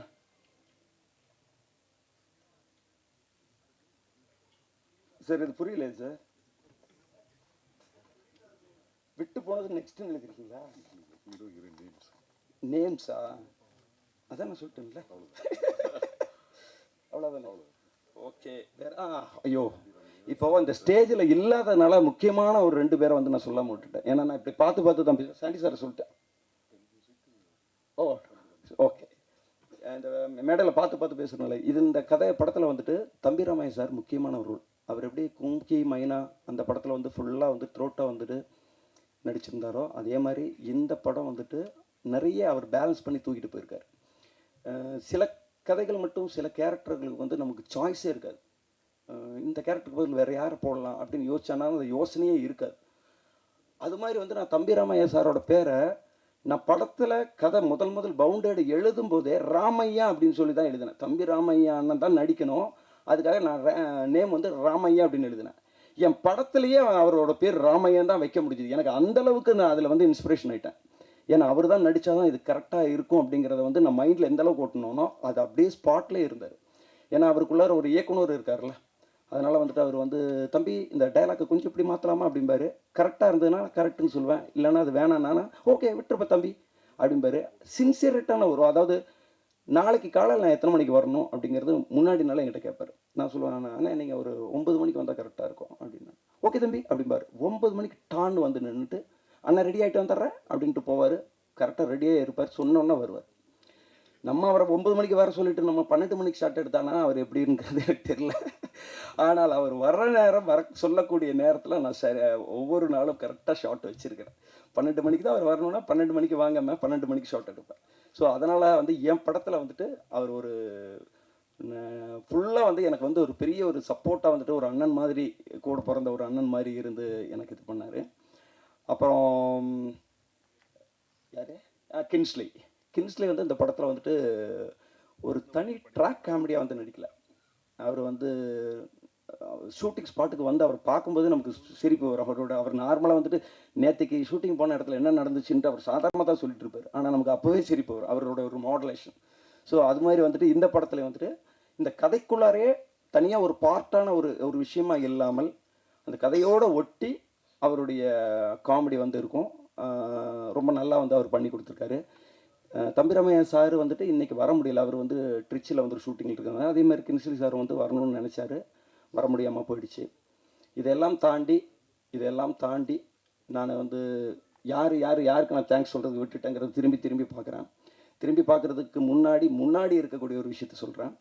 நான் இயக்குனராக ஆக வேண்டும் என்று நினைத்த எனது நண்பர்கள், நீங்கள் கண்டிப்பாக டைரக்டர் ஆயிடுவீங்க, தைரியமாக இருங்கன்னு எனக்கு சொன்ன எனது நண்பர்களுக்கு வந்துட்டு நான் நன்றின்னு சொல்லிக்கிறேன். ஏன்னா அவங்களோட பேரை சொல்லணும்னா பெரிய லிஸ்ட்டு நீண்டுட்டு போகும், அதனால் நான் அதை சொல்லலை. என்னோட நண்பர்கள், என்றைக்காவது நீ டைரக்டர் ஆகிடுவ அப்படின்னு நம்பிக்கையோடு இருந்த எனது அண்ணன் கோவை பாபு அவர்களுக்கும் எனது அண்ணி அவங்களுக்கும் வந்துட்டு இந்த இடத்துல நன்றி சொல்கிறேன். இதெல்லாம் தாண்டி என்னுடைய மனைவி, ஏன்னா அவங்களுக்கு தான் வந்துட்டு நம்ம வந்துட்டு இயக்குனர் ஆகிற வரைக்கும் நடக்கிற அத்தனை போராட்டத்தையும் சுமந்துட்டு போகணும். இயக்குனர் ஆகிற வரைக்கும் வந்துட்டு பார்த்தோன்னா பல விஷயம் அது வந்து உங்களுக்கு தெரிஞ்சது தானே, வந்துட்டு அதை வந்து சொல்ல வேண்டியதில்லை. பட்டு நான் இயக்குனர் ஆகிடுவேன் அப்படிங்கிறத நான் நம்புறதை விட நீ இயக்குனர் ஆகிடுவேன்னு என் மனைவி நம்புறது தான் இங்கே பெரிய விஷயம். ஏன்னா நம்ம சினிமாவுக்கு வரும்போது மேரேஜ் பண்ணாமல் வந்திருப்போம், அன்றைக்கும் நம்மள்ட்ட நம்பிக்கை இருக்கும். அதுக்கப்புறம் நம்ம மேரேஜ் பண்ணுவோம், அன்றைக்கும் நம்மள்ட்ட நம்பிக்கை இருக்கும். ஆனால் அவங்க வந்து டயர்ட் ஆகிட்டானா நான் இந்த மேடையில் இன்றைக்கி நின்றுக்க முடியும்.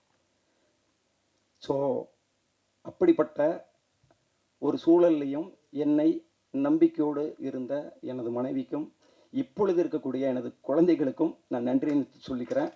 இங்கே வந்திருக்கிற அனைத்து நண்பர்களுக்கும் மீண்டும் நன்றினை சொல்லி விடைபெறுகிறேன். நன்றி, வணக்கம். நன்றி. ஸோ அனைவருக்கும் வணக்கம். ஃபஸ்ட்டு இந்த படத்தில் எனக்கு வாய்ப்பு கொடுத்த மகேஷ் சாருக்கும் சாண்டி சாருக்கும் என்னோட நன்றியை தெரிவிச்சுக்கிறேன். சென்னை ஃபைல்ஸ் முதல் பக்கம் இந்த படத்தில் வந்து நான் நடித்தா கரெக்டாக இருக்கும் அப்படின்னு டிசைட் பண்ண அஷ்ரஃபுக்கு என்னோட நன்றியை தெரிவிச்சுக்கிறேன். அவரோட ஷார்ட் ஃபிலிம் பார்க்கும்போதே ஒரு கான்ஃபிடென்ஸ் இருந்தது. ஓகே, இந்த ஆள் கரெக்டாக படம் மேக் பண்ணுவார், குவாலிட்டியாக எடுப்பார் அப்படின்ற ஒரு நம்பிக்கை இருந்தது. அதே மாதிரி சொன்ன நம்பர் ஆஃப் டேஸில் கரெக்டாக ஷூட்டிங்கை முடிச்சு கொடுத்தாரு. ஸோ ரொம்ப நாளைக்கு அப்புறம் ஒரு இன்டென்ஸான ஒரு க்ரைம் த்ரில்லர் படம் பண்ணியிருக்கோம், எல்லாம் ஒரு ஃபேமிலியாக பண்ணியிருக்கோம். ஸோ நடித்தவங்க அத்தனை பேருக்கும் என்னோட நன்றி. தம்பிராமையா சார், ஷில்பா, அப்புறம் அனிகா, எல்லாருக்குமே என்னோட நன்றியை தெரிவிச்சுக்கிறேன். ஆகஸ்ட் 1 படம் அந்த தேட்டரில் ரிலீஸ் ஆகுது, எல்லாம் ஃபேமிலியோடு போய் பாருங்கள், எப்படி இருக்குன்னு சொல்லுங்கள். தேங்க்யூ.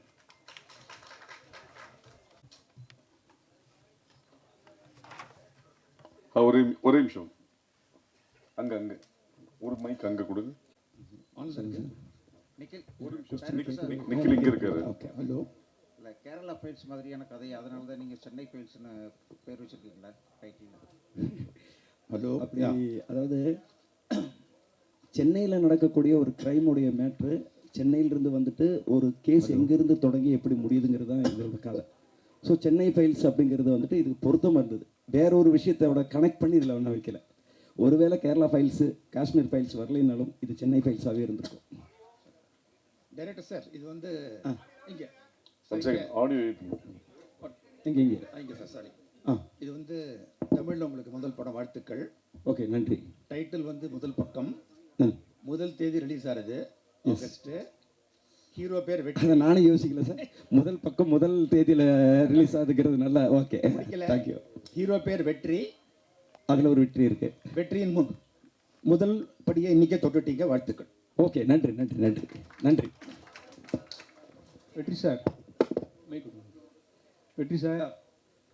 சார், இந்த தமிழ் சினிமாவில் ஒரு காலத்தில் மோகன் சார் வந்து பாட்டு பாடினார். நிறைய படங்கள் பாட்டு பாடி மைக் மோகன் அப்படின்னு வந்துட்டார்.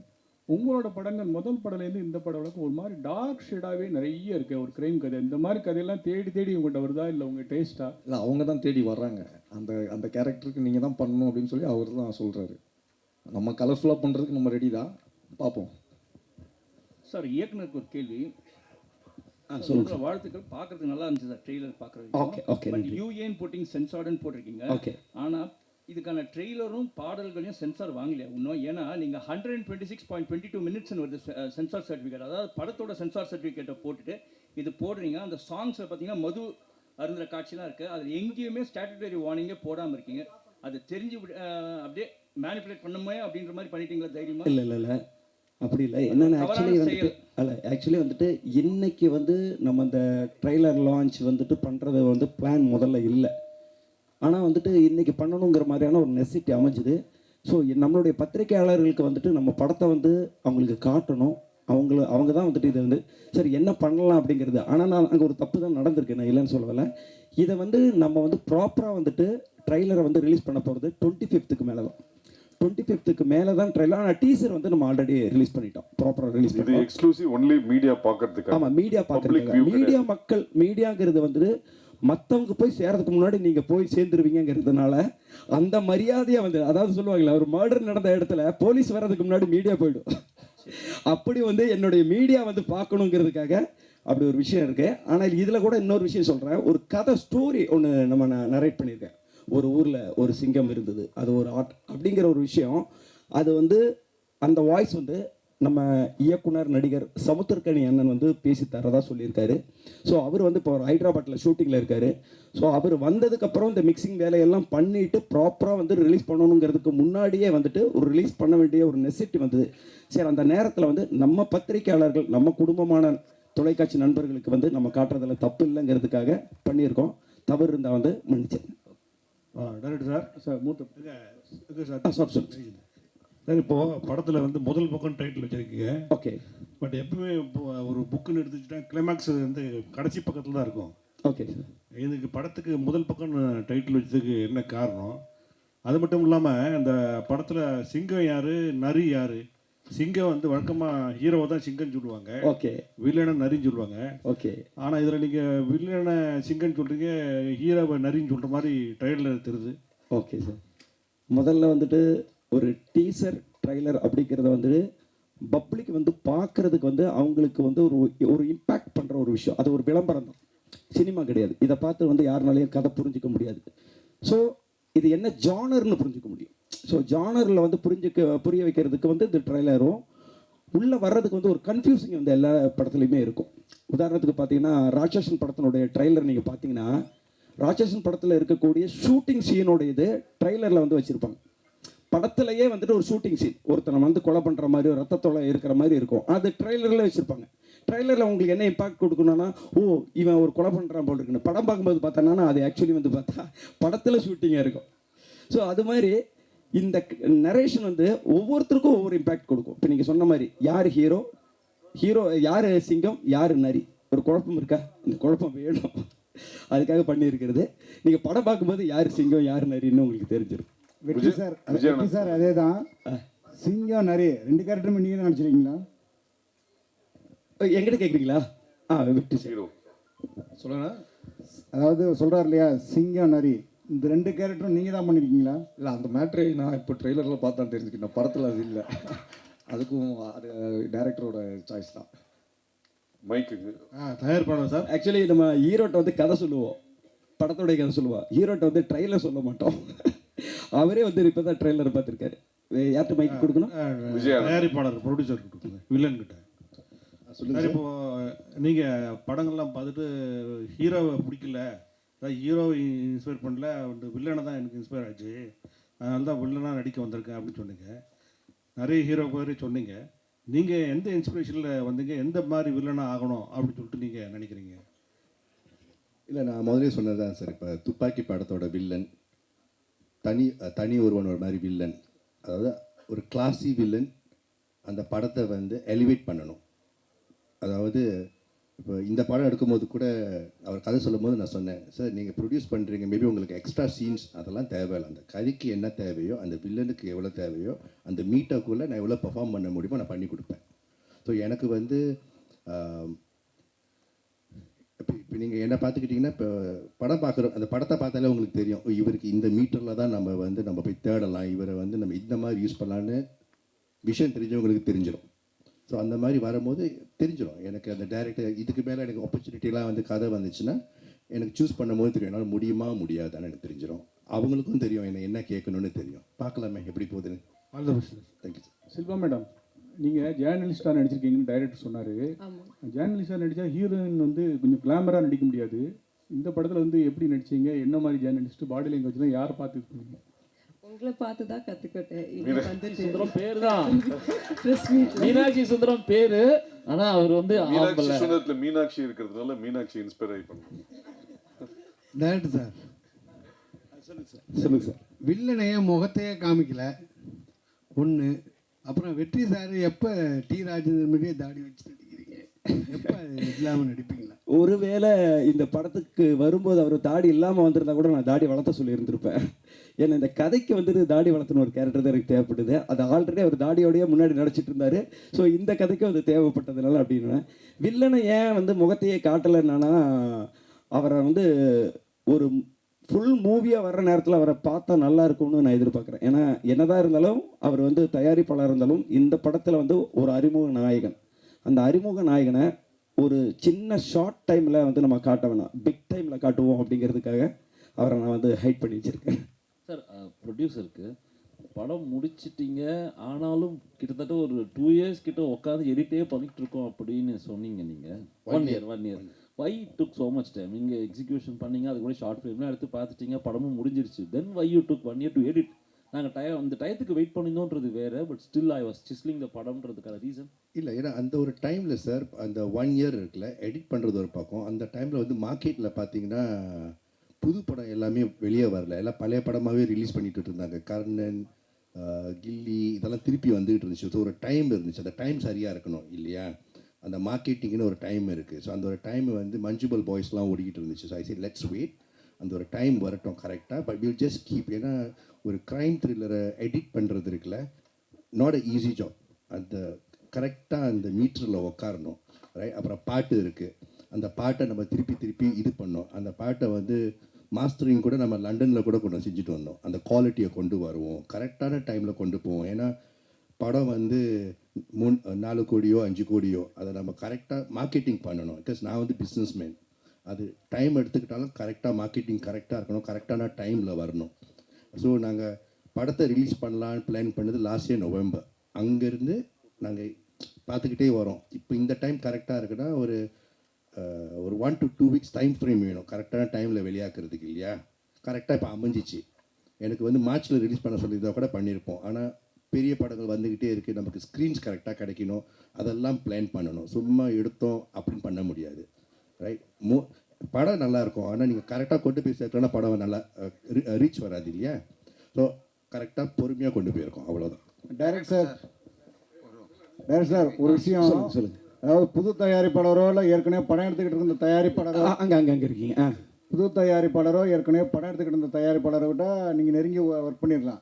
இவர் எல்லா விவரம் தெரிஞ்சவராக இருந்தார், இதனால் எப்படி ஒர்க் பண்ணீங்க? பிரச்சனை வந்ததா? ஆக்சுவலி வந்துட்டு அது ஒரு வகையான ப்ளஸ்ஸாக இருந்தது. ஏன்னா எந்த ஒரு இயக்குனரும் ஒரு கதையை வந்து அவங்க எழுதும் பொழுது இது சூப்பராக இருக்கும் அப்படின்னு சொல்லி தான் அவங்களுக்குள்ள ஒரு நம்பிக்கை இருக்கும், அதில் மாற்றமே இருக்காது.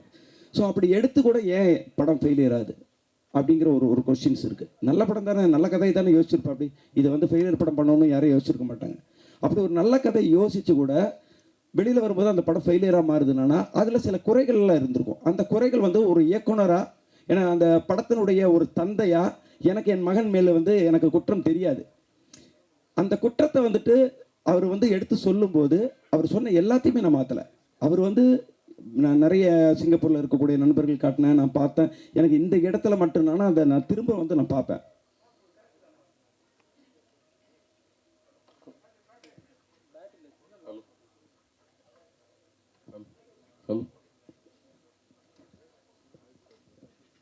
ஸோ அப்படி வந்துட்டு அவர் சொன்ன கரெக்ஷன் வந்து எனக்கு இதுக்கு பெரிய சப்போர்ட்டிங்காக தான் இருந்தது. அவர் என்னடா எல்லாத்தையுமே கேள்வி கேட்டிருக்காரு, எல்லாத்தையுமே சொல்லிட்டு இருக்காரு அப்படின்னு நான் ஃபீல் பண்ணல. அது ஒரு வெற்றி படமாக அமையிறதுக்காக சொல்லக்கூடிய ஒரு விஷயத்த நம்ம ஏற்றுக்கணுங்கிற அந்த மனநிலையோட அதை நான் பண்ணதுக்கப்புறம் வந்து எனக்கு அந்த சேஞ்சஸ் தெரிஞ்சுது. ஸோ அவருக்கு வந்து நான் தேங்க்ஸ் தான் சொல்லிக்கிறேன். ஹீரோ சார் சொல்லுங்க சார். இல்லை 1980 பார்த்தீங்கன்னா டைரக்டர் உங்களுக்கு தான். எனக்கு தான். இங்கே ஓகே. 1980 எல்லாம் பார்த்தீங்கன்னா அறிமுக இயக்குனர்கள் எல்லாருமே லவ் ஸ்டோரியை தான் ஃபஸ்ட்டு படமாக எடுப்பாங்க. ஓகே. ஆனால் இப்போ வர எல்லா அறிமுக இயக்குனர்களும் இதே மாதிரி வெட்டுக்குத்துக்குள்ள சஸ்பென்ஸ் த்ரில்லராகவே எடுக்கிறீங்களே, என்ன காரணம்? அதாவது வந்து அந்தந்த சீசனில் அதாவது வரும். மாம்பழ சீசனில் மாம்பழம் தான் வரும், வாட்டர்மெலன் சீசனில் வாட்டர்மெலன் தான் வருகிற மாதிரி சினிமாவும் வந்து ஒரு சீசன் தான். அதை நம்ம புரிஞ்சுக்கணும். என்கிட்ட வந்து அப்போ லவ் கதை இல்லையா, என்கிட்ட வேறு கதை இல்லையான்னு கேட்டாங்கன்னா ஒவ்வொரு இயக்குனராக வரும்போது அவங்கள்ட்ட கிட்டத்தட்ட ஒரு 10 கதை இருக்கும். அந்த 10 கதையில் முதல் கதை எது படமாக்கப்பட போகுதுங்கிறது அந்த இயக்குனருக்கே தெரியாது. நம்ம வந்து ஒரு ப்ரொடக்ஷன் கம்பெனியில் வந்து கதை சொல்ல போகும்போது அவங்க சொல்லுவாங்க, உங்கள்கிட்ட இந்த மாதிரியான ஜானரில் கதை இருக்கான்னு கேட்பாங்க. ஏன்னா வந்து அந்த டைமில் வந்து பார்த்தோன்னா லவ் படமாக ஓடிட்டுருக்கோம். நான் வேற ஒரு கதை சொல்ல போனேன்னா லவ் கதை வச்சுருக்கீங்களான்னு கேட்பாங்க. அப்போ நான் லவ் கதை தான் சொல்லுவேன், சொல்லி அது படமாக்கப்படும். அடுத்தது நான் லவ் கதை சொல்லலான்னு போகும்போது வந்து பார்த்தேன்னா அப்படியே வந்து எல்லா சஸ்பென்ஸு த்ரில்லரு க்ரைமு இப்படி ஓடுதும்பாங்க. அப்போ அந்த நேரத்தில் நம்மள்ட்ட கேட்பாங்க க்ரைம் கதை வச்சுருக்கேன். ஸோ எதை கேட்டாலும் சொல்ல வேண்டுங்கிற தயார் நிலையில் ஒரு இயக்குனர் இருந்தால் மட்டும்தான் அவன் இயக்குனர் ஆக முடியும். ஸோ இந்த சீசனில் நான் இது பண்ணியிருக்கேன். இந்த முதல் பக்கத்தை தவிர அடுத்த பக்கங்கள் வரும்போது நீங்கள் கேட்ட கேள்விக்கான ஆன்சர் மாறும். ப்ரொடியூசர் சார் படத்தை இவ்வளோ லேட்டாக ரிலீஸ் பண்ணணுன்னு நீங்கள் கரெக்ட் டயத்தை பார்த்து தான் ரிலீஸ் பண்ணி பார்த்தீங்க. ஆனால் இப்போ வாரத்துக்கு 10 படம் ரிலீஸ் ஆகிட்டு இருக்கு. உங்கள் படம் 1ஆம் தேதி கிட்டத்தட்ட 7 படம் 8 படம் வருது, 12 படம் வருது. இதை எப்படி நீங்கள் சமாளிப்பீங்க சார்? மற்ற படத்தை பற்றி நான் கவலைப்பட போகிறது கிடையாது. எனக்கு என் படம் எவ்வளோ ரீச் போயிருக்கு அதுதான் எனக்கு தெரிஞ்சு. இங்கே இருக்கிறவங்க போஸ்டரை பார்த்து எனக்கு மெசேஜ் அனுப்புகிறாங்க. சிங்கப்பூர் மலேசியாவில் இருக்கிறவங்களுக்கு நியூஸ் தெரியும் இந்த மாதிரி படம் ஆகஸ்ட் 1 வருதுன்னு. எண்ட் ஆஃப் தி டே நம்ம 10 படம் வருதோ 100 படம் வருதோ ஃபர்ஸ்ட் ஷோலேயே தெரிஞ்சு போயிடும் இந்த படம் தேருமா தேராதான்னு தெரிஞ்சு போயிடும். நல்லா இருந்தால் பார்க்க போகிறாங்க. இல்லாட்டி நீங்கள் எவ்வளோ மார்க்கெட்டிங் நீங்கள் வந்து ஏரோப்ளேனில் பேனர் விட்டாலும் படம் ஊற்றிக்கிச்சுன்னா ஊற்றிக்கும். கரெக்டாக? ஸோ எனக்கு தெரியும் ஃபர்ஸ்ட் ஷோ பார்த்துட்டு படம் நல்லா இருக்குன்னு சொல்லுவாங்கன்னு தெரியும். ஸோ நல்லா இருக்கிற படத்தை பார்க்க போகிறீங்க, இல்லைன்னா அதுவாக போய்க்கும். சார் கவலை இல்லை. ஹீரோ சார்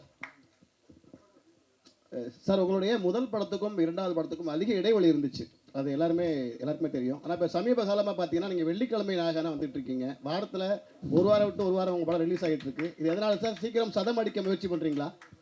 இல்லை அப்படி இல்லை, அவர் சொல்கிற மாதிரி ஒரு வருஷத்துக்கு முன்னாடி பண்ண படம் இதெல்லாம். நிறைய படம் வந்து ரிலீஸ் பண்ணாமல் வச்சு இப்போ மொத்தமாக லைனாக ரிலீஸ் ஆகுது. அதனால தான் வந்து உங்களுக்கு டக்குன்னு வந்த மாதிரி இருக்குது. இல்லை இடையில ஜிவி பிரகாஷ் சார் வெள்ளிக்கிழமை நாயகன்னாங்க, இப்போ எல்லாருமே சொல்கிறாங்க சார் நீங்கள் தான் வெள்ளிக்கிழமை நாயகன் சொல்லிட்டு இருக்காங்க. ரொம்ப சந்தோஷம்.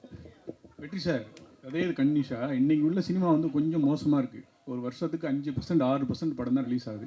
நீங்கள் முகம் தெரிஞ்ச ஹீரோ, பிரபல ஹீரோனாலும் நீங்கள் என்னென்ன சவால் சந்திக்கிங்க? டிஜிட்டல் விற்க மாட்டுக்கு, சேட்டலைட் விற்க மாட்டுக்கு, சம்பளம், தேட்டர் ரிலீஸ் பிரச்சனை நிறைய இது. ஹீரோவாக உங்களுக்கு ஏதாவது ஆதங்கம், சவால், இதை மாற்றணும்னு ஏதாவது ஃபீலிங் இருக்கா? இல்லை, அதான் படம் நல்லா போச்சுன்னா அடுத்த படத்துக்கு சம்பளம் ஜாஸ்தியாக வாங்கலாம். இல்லைன்னா அவர் சொல்கிற மாதிரி எதுவுமே பிஸ்னஸ் ஆகாமல் தான் இருக்கும். படம் நல்ல கண்டென்ட் கொடுத்தோம்னா அது ஆட்டோமேட்டிக்காக டிஜிட்டலோ சேட்டலைட்டோ எந்த பிஸ்னஸ்னாலும் அது ஆகும். படம் நல்லா இல்லைன்னா அது பிஸ்னஸ் கொஞ்சம் ஸ்டாப் ஆகி தான் இருக்கும். சார் டைரக்டர் சார் சொல்லுங்கள். இந்த படம் ஒரு த்ரில்லர் படம், ட்ரெய்லர் பார்க்குறது தெரியுது. ஹீரோ வெற்றி அண்ட் ஹீரோயின் ஷில்பா மஞ்சுநாத் இவங்களுக்குள்ள கெமிஸ்ட்ரி எப்படி இருந்தது? ஸோ அவங்கள்ட்ட கொஞ்சம் பர்ஃபார்மன்ஸ் எதிர்பார்த்து வருவாங்க. அந்த ரசிகர்களுக்கு என்ன மாதிரியான இதாக இருக்கும்? ஓகே, இந்த கேள்வி ஆக்சுவலி அவங்க 2 பேர்த்திட்டு கேட்டிருக்கணும். பரவாயில்ல, ஒரு இயக்குனராக சொல்கிறேன். யாரோ சொன்னாங்க ரிப்போர்ட்டராக நடிக்கும்போது வந்து கிளாமராக இருக்காது. அப்படி இருக்கும்போது வந்து நீங்கள் எப்படி நடிச்சிங்கன்னா உண்மையாலுமே கிளாமர் கிடையாது. உண்மையாலுமே கிளாமர் இல்லாமல் ஒரு ரிப்போர்ட்டர் அவங்க கரெக்டான ஒரு பதில் சொன்னாங்க. இந்த ரிப்போர்ட்டர் எங்கேருந்து கற்றுக்கிட்டா உங்கள்கிட்ட இருந்து கற்றுக்கிட்டாங்கன்னு. அதே மாதிரி தான் படத்தில் அவங்கள தெளிவான ஒரு ரிப்போர்ட்டராக மட்டும்தான் காட்டியிருக்காங்க. டக்குன்னு 2 பேர் வந்து பார்த்தாங்க, கண்ணும் பார்த்தது காதல் பாட்டு போனதுங்கிறது என் படத்தில் இல்லை. ஆனால் அவங்களுக்கான ரோலில் 2 பேரும் எப்படி ட்ராவல் பண்ணணுமோ அதை நான் கரெக்டாக காட்டியிருக்கிறேன். அந்த ட்ராவலில் அவங்களோட கெமிஸ்ட்ரி வந்து கரெக்டாக இருந்தது. வெற்றி சார், இப்போ நீங்கள் கூட சொன்னீங்க படத்தினுடைய கண்டென்ட் நல்லா இருந்தால் நல்லா ஓடும், இல்லைன்னா ஓடாது அப்படின்ட்டு. ஆனால் இல்லை ஓடுறது சொல்லல, பிஸ்னஸ் ஆகுறது. பிஸ்னஸுக்கு சேட்டலைட்டோ பிஸ்னஸுக்கே கண்டென்ட் தான் முக்கியங்கிறப்ப அதை வச்சு ஹீரோக்கள் சம்பளத்தை ஏற்றுறது அப்படிங்கிற ஒரு விஷயம் இருக்குல்ல, அதை பற்றின ஒரு விமர்சனம் பல பேரும் சொல்லிகிட்டே இருக்கிறாங்க. படத்துடைய கண்டென்ட் தான் முக்கியம், டைரக்டர் தான், நீங்களும் அதை சொல்கிறீங்க. ஆனால் ஹீரோக்களுடைய சம்பளம் ஏற்றுறாங்களே, அதை பற்றி என்ன நினைக்கிறீங்க? நான் ஒன்றும் ஏற்றலையே. பொதுவாக சொல்கிறேன், இப்போ நீங்கள் பேசுகிறது சினிமா இண்டஸ்ட்ரி பற்றி பொதுவாக சொன்னீங்க, அது மாதிரி பொதுவாக சொல்கிறேன், அந்த மாதிரி ஒரு விமர்சனம் இருக்குல்ல. இல்லை அவங்க கொடுக்குறாங்க, இவங்க வாங்குறாங்க, அவ்வளோதானே. கொடுக்குறவங்க இருக்கிற வரைக்கும் வாங்குறவங்க வாங்கிட்டு தானே இருப்பாங்க. நன்றி சார். நன்றி. Shilpa, my question to Shilpa, ma'am. Shilpa, playing a journalist in a crime thriller must have been exciting and challenging too. We all know you're a perfectionist. What kind of homework you did exactly to do justice to the character? Because the whole film revolves around you. Sir, to correct, it doesn't revolve around me because இது த்ரில்லர்னால வெற்றி and Mahesh அவர் கூட தான் ஒரு journey தான். இது கூட வந்துட்டு ஒரு அந்த பிரிட்ஜ் வந்துட்டு நான் சேர்ந்து தரேன். ஸோ அந்த மாதிரி கேரக்டர் தான் இந்த படத்தில் பண்ணியிருக்கேன். No, I am not. I'm helping him to unreveal it. So, and எப்படியான ஹோம்ஒர்க் பண்ணும்போது நான் இண்டஸ்ட்ரிக்கு வரும்போதே இந்த தியேட்டர்ஸ் பண்ணிட்டு தான் நான் வந்தேன். வீதி நாடகம் அதெல்லாம் பண்ணிட்டு தான் கற்றுட்டு தான் வந்தேன். ஸோ அங்கே Prakash Belvari sir was my guru. So first thing what he told to be a good actor is, நீங்கள் ஒரு பார்க்கும்போது ஒரு வித்தியாசமாக இருக்குன்னா you have to be like a sponge, you have to absorb them.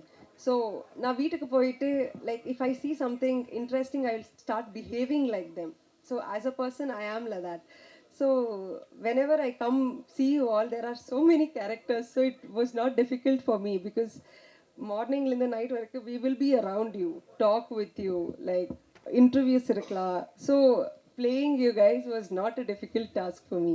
The body language இருக்கலாம், நீங்கள் question கேட்குற attitude இருக்கலாம். இன்ஃபேக்ட் நீங்கள் கொஸ்டின் கேட்கும்போது ஒரு ஆட்டிடியூட் இருக்குது, ஒரு ஃப்ரெண்ட்லியாக இருக்கும்போது நார்மலாக பேசும்போது இன்னொரு ஆட்டிடியூட் இருக்குது. So that is something as a journalist at the thin line மாறும். When I was questioning him in the movie also, நீங்கள் ஃப்ரெண்ட்லியாக மாறுறதுக்கும் போது ஒரு ஆட்டிடியூட் மாறிடும்.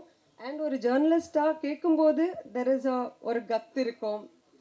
And there is a power in your pen. Like the journalism ஒரு mic கொடுக்கும்போது ஒரு power இருக்குது, நாங்கள் அது அவாய்ட் பண்ண முடியாது. So you ask me question, I can't say, நான் சொல்ல மாட்டேன், because that's a power. So ஜேர்னலிஸ்ட்டுக்கு அந்த பவர் இருக்குது, அந்த வாய்ஸில் இருக்கட்டும், அந்த பென்னில் இருக்கட்டும். So I think that was important here. Thank you. One second, Bharath வந்து ஒரு கொஸ்டின் கேட்டிருந்தாரு, இந்த மாதிரி 1 வருஷம் ஏன் எடிட்டிங், 1 வருஷம் ஏன் தள்ளின்னு. இதை வந்து ஃபோனில் பலமுறை நான் அவர்கிட்ட நேரில் பார்க்கலனாலும் ஃபோனில் ப்ரொடியூசர்கிட்ட சொல்லும் போது, இது ஃபைனான்ஸ் வாங்கி எடுக்கப்படும் படம் அல்ல, இது சொந்த படத்தில் எடுக்கிற படம். இது மட்டும் தமிழ்நாட்டில் வந்து 1500 ஸ்க்ரீன்ஸ் மேலே இருக்குது. என்றைக்கு நம்மளுக்கு 200 ஸ்க்ரீன் கிடைக்குது, 200 ஸ்க்ரீன் மட்டும் இல்லாமல் நல்ல ஷோஸ் என்னைக்கு கிடைக்குதோ அது வரைக்கும் பொறுமையாக இருந்து வெயிட் பண்ணலாம். முதல்ல டிஸ்ட்ரிபியூட்டர்ஸை வந்து நம்ம அனௌன்ஸ் பண்ணுவோம். இன்றைக்கி வந்து சொசைட்டியில் வந்து பெரிய படங்களுக்கு தான் டெய்லி ஆன் போர்டில் வந்து ஒரு டிஸ்ட்ரிபியூட்டராக பண்ணும்போது, நம்ம படத்துக்கு நம்ம பட்ஜெட்டுக்கு வெற்றி இருக்காரு, வாரத்துக்கு 12 படம் ரிலீஸ் ஆகுதுன்ற நான் ட்ராக் பண்ணிட்டு இருக்கேன்.